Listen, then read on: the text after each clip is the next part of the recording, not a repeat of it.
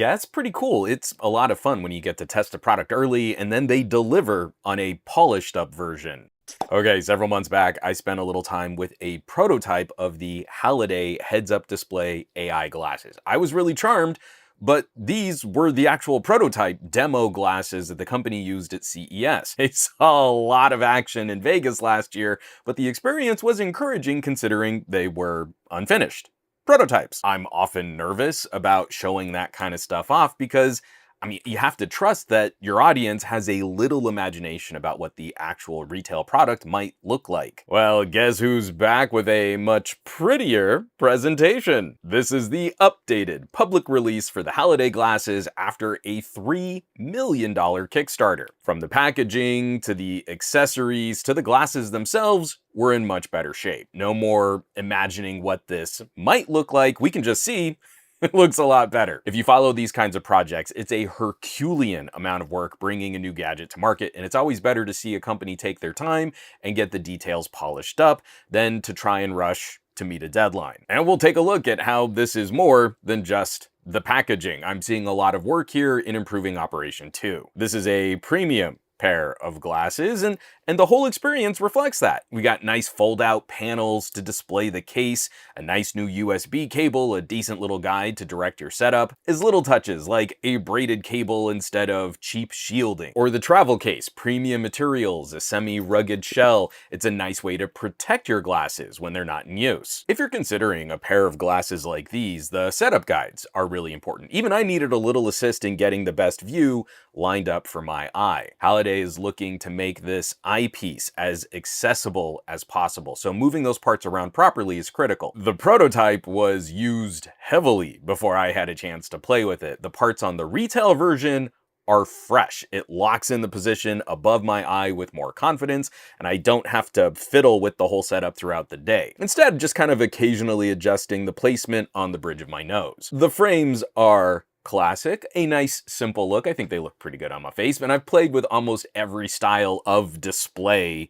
on my face. The immediate reaction on these, they're crazy light. I've had regular sunglasses way more than these. The projector concept is a really good idea. Should be a massive competitor to the other kinds of optical tech that can make heads-up display glasses heavier. We want these gadgets to start blending into our day. The weight on your face, or more accurately, the lack of weight on my nose, helps that out a lot. Now, I live in a notification overload, and I know my personal experiences aren't always what others are concerned about, but I've definitely been in those moments. Middle of a conversation, and folks are breaking the conversation to pick up a phone or look down at a smartwatch, and they don't clock how rude they're being. I've shown off a couple different concepts on this, and people act like my wearing glasses, I must be so distracted.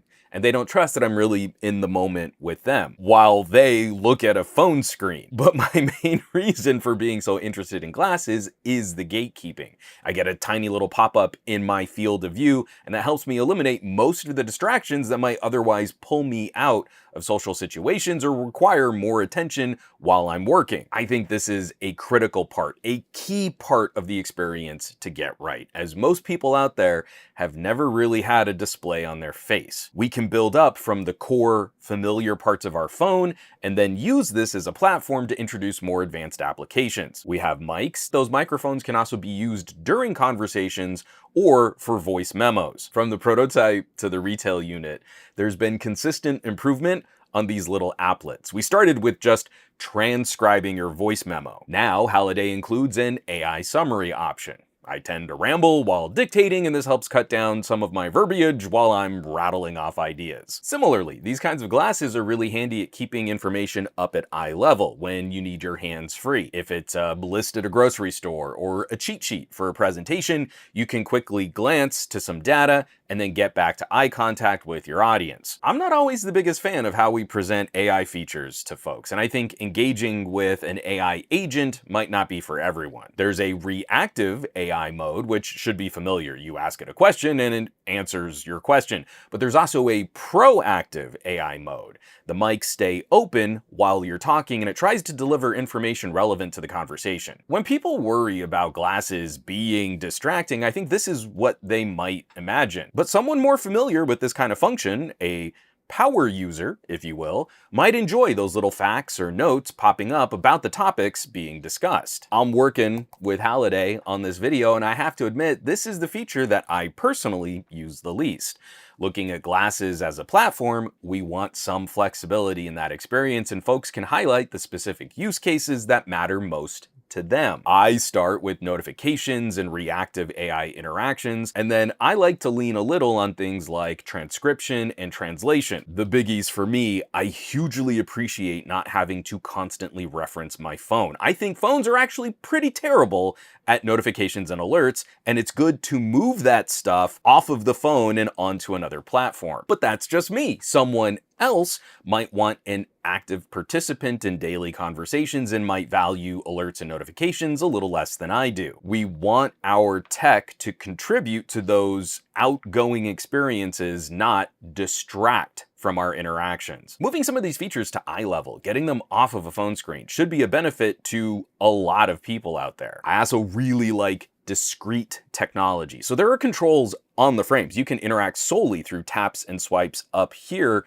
but adding support for a ring control, that helps a lot too. You might not think it's rude to tap something away, but it's a clear indication that you just did something techie. With tap and swipe controls in hand, on finger, those kinds of actions are less distracting. I just think the ring control is a bit more precise too. You get a feel for where you're gonna reach up to tap the glasses, but there's a physical edge on the button for the ring that I think my thumb just finds faster than reaching up to my face. Just as a little clicker, I kind of wish we could make this universal, control other aspects of a phone, switch to glasses, remote shutter, etc. It'd be nice if this could talk to more of my gadgets, but I digress. I'm really shocked that the glasses are this light and still have speakers, and those have also been spruced up from the prototype. Taking calls or listening to music, they can fill in for a variety of uses. And with those microphones, we have excellent translation capabilities. I was impressed with the prototype, and again, it's been improved here too. Like the proactive mode, the glasses can give near real-time translation to help you follow conversations in other languages. They're often fast enough that I've been able to use them with foreign films. It's pretty cool seeing those individual functions improve, and I would hope that continues to iterate as more folks are using the glasses, getting more community feedback